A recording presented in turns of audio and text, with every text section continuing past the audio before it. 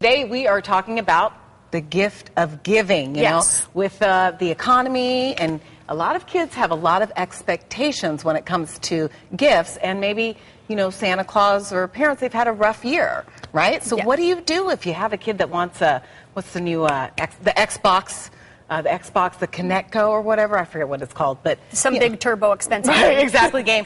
But really all you can afford is, you know, a modeled car or something for your kids. So how would you break the news to your kids? Well, we already have. We have said this is a year where you're really going to have to figure out what you want and prioritize. And the kids have all said we want adventures. Yes. So we're not doing a lot of things under the tree. We're doing experiences, and part of those experiences are giving back to other people. So I love it. Some of it comes back to you, and some of it goes to other people. Well, can I adopt your kids? Sure. For my kids on Christmas Day? You can always come over.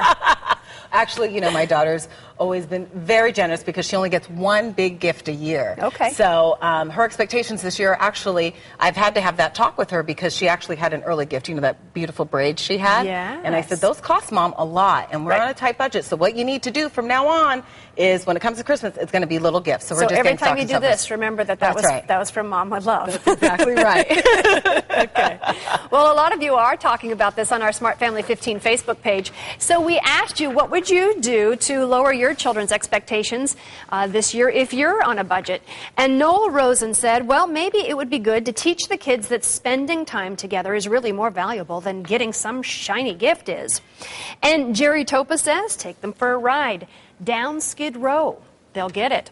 Lisa Murphy says, I would have them make homemade gifts for family members, and then they'll appreciate any handmade gifts they receive. And Kendi Loud says, I would change the Christmas theme this year and take the children volunteering at a local food bank or a soup kitchen. And those are all great ideas, and we love when you share them with us, so join in the conversation. We're on Facebook.com/SmartFamily, and we're reading your comments right now, so log in and let's chat.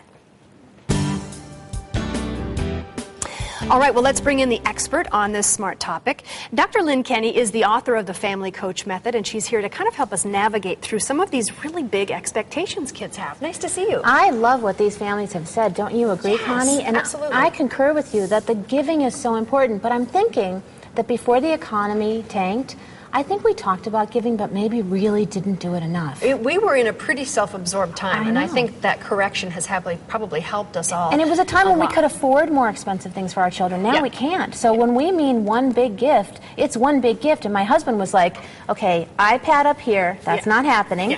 Okay, so let's take big gift way down here. We're thinking, you know what I mean? Come up with the reality of it. I actually was watching a cable station the other day, and I couldn't even believe what I was hearing because they were talking about whether or not this woman should really give an iPad to her 3-year-old. And that was her question of, what do you think I should do? Wow. But I think that, you know, that takes us to the point that we're all being sold consumerism. Yes. And, you know, a few of the friends around here just at the station, we were chatting today, and they were saying, we are making gifts together as a family. Your family's going on adventures. Our family, we cleaned out all our closets. We had beautiful old clothing that really had not been worn enough, and we gave, oh my gosh, bags and bags. It's only fair. When you look around you, you really do have an awful lot of things, even if there's not a lot in your wallet today. Exactly. So how do we teach that to our children then? Where do we start? Well, I think that one is talk about their expectations and then help them get real about them.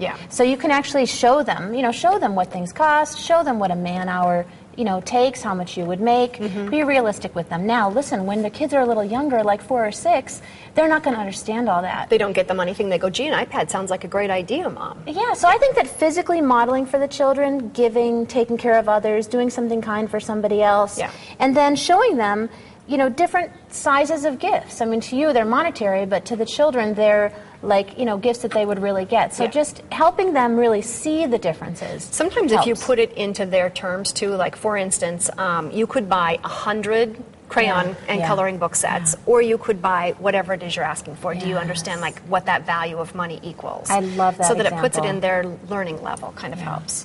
Okay, so then what about families who are dealing with credit? Because I know, you know, one of the biggest things that you can give as a gift to yourself this year is to get away from the credit cards.